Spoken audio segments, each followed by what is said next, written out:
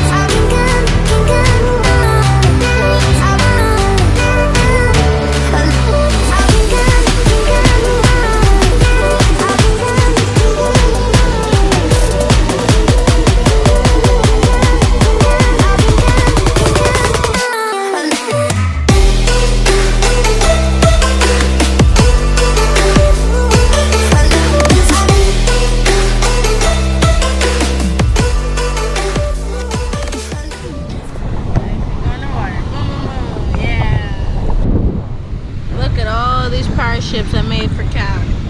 Made for this little boy. We made some pirate ships today. That subscribe button. Okay guys, so we just came in from outside and it's currently 5:18 and Mom is doing the ribs, so I'm gonna show you guys that in a bit. I'm getting darker, as you can see, and Joe's is getting darker. Her face is red. But yeah, I'll show you guys the ribs. We're gonna put barbecue sauce on it. There's ribs and I'm taking out to put in the oven.